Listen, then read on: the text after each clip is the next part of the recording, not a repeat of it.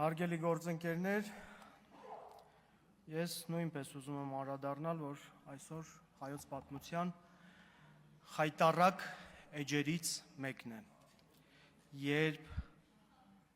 դատարանում տեղի կունենա Գարեգին II ամենայն հայոց կաթողիկոս և գերագույն հոգևոր խորհրդի անդամ 6 եպիսկոպոսների քրեական գործի նախնական դատալսումները։ Սա իսկապես խայտառակություն է մեր պատմության մեջ, որովհետև պետությունը չպիտի մասնակցություն ունենա հայ առաքելական եկեղեցու գործերին։ Եվ այս ամիսների ընթացքում մենք բազմաթիվ անգամներ մեր հայրենակիցներին տեղ ենք հասցրել այս ուղերձը, որպեսզի այս աններելի վարքագիծը փորձենք կանխել, բայց այսօր ունենք այն, ինչ որ ունենք։ Գալիք սերունդները պետք է հետևություն անեն այս օրերից։ Մենք յուրաքանչյուրս հայոց պատմության մեջ մեր ուղեգիծը թողնող գործիչներ ենք, ազգային ժողովի պատգամավորներ։ Իդեպ,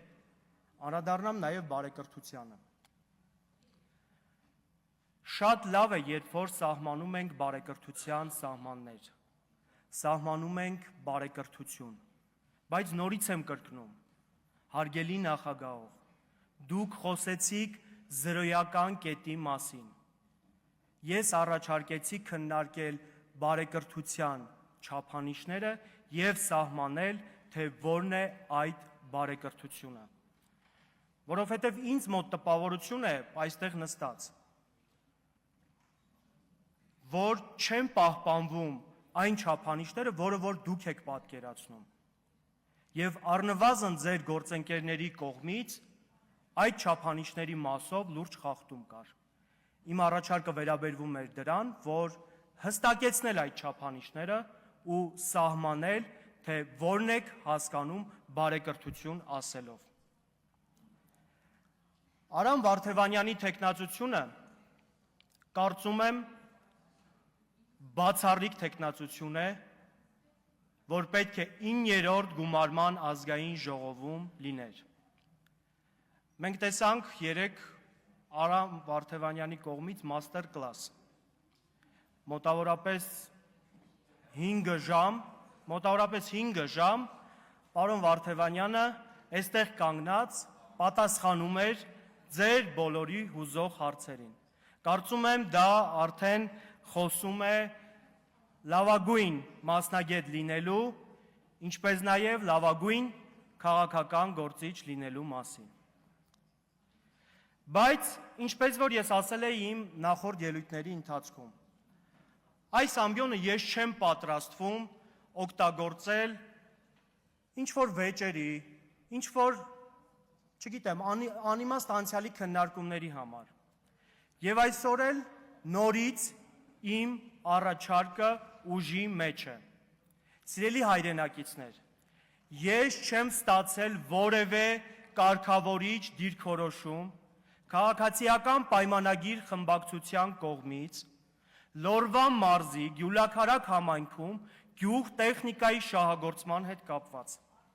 Սա արձանագրենք։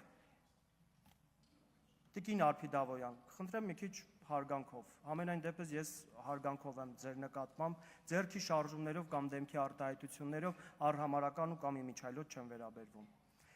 Հենց խոսքս ձեզ եմ ուղղում, տիկին Արփիդավոյան, որ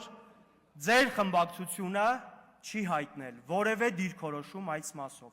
Դուք լավ գիտեք, գյուղ տեխնիկայի մասով։ Ես առաջարկ էի ներկայացրել, որ բարեգործական արգելքը հետաձգում ունենա, որից հետո դուք հիմա արձանագրում եք, որ դա չեք անում։ Շատ լավ, ես հասկացա ձեր դիրքորոշումը, բայց կարելի էր նաև դա քննարկել ընդմիջումների և ես առաջարկ էի ներկայացրել, բայց ոչ մի ձեր կողմից չեղավ դիրքորոշում, թեկուզ քննարկման տարբերակով, քննարկել ու հասկանալ, որպեսզի գյուղ տեխնիկան մենք կարողանանք օգտագործել։ Ես մի ուրիշ հարց եմ բարձրաձայնելու, հիմա այդ հարցն էլ հասկանանք ոնց են կարգավորում։ Խնդիր չունեմ, պարոն Աբրամյան։ Հաջորդը, Եթե խոսում ենք խնդիրների մասին, նորից եմ կրկնում, այստեղ խոսենք խնդիրների մասին, խոսենք ավելի կառուցողական դաշտում, որովհետև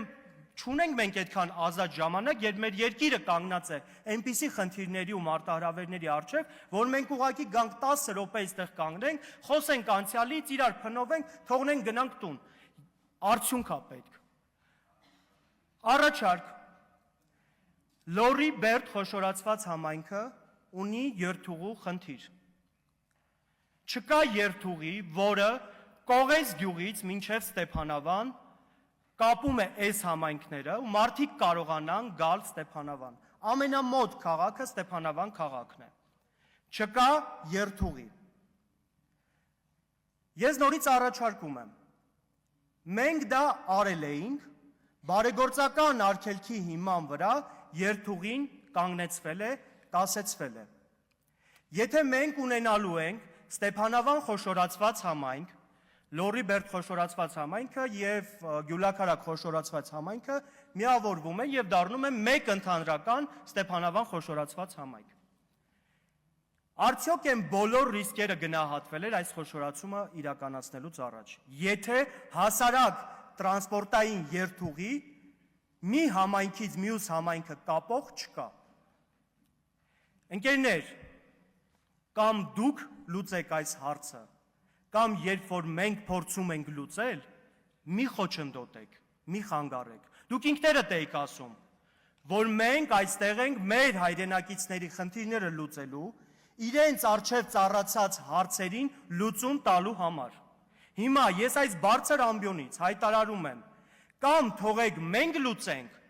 կամ մեր լուծելուց հետ, կամ դուք լուծեք, կամ մեր լուծելուց հետո մի խոչընդոտեք։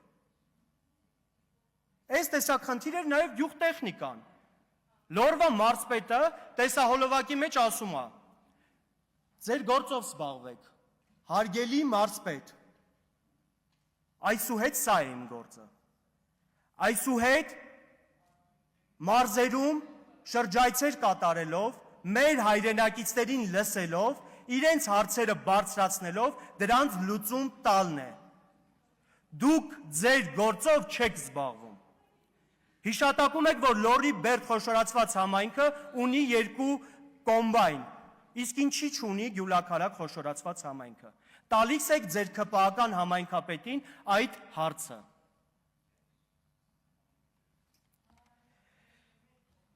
Նաև ասում եք, որ զգույշ մնացեք ձեր շրջայցերի ժամանակ չհայտնվեք այլ երկրի տարածքում։ Արձանագրեցինք, որ այլ երկրի տարածքում հայտնվելու պատասխանատվությունը կամ մեղավորությունը ոնց կուզեք դասավորեք, դա ձերն է։ Հաջորդ շաբաթ շրջայց ենք ունենալու սահմանամերձ մարզերից մեկը, կամ կլինի Տավուշ, կամ կլինի Սյունիք։ Ունենք այդ ռիսկը այլ երկրի տարածքում հայտնվելու։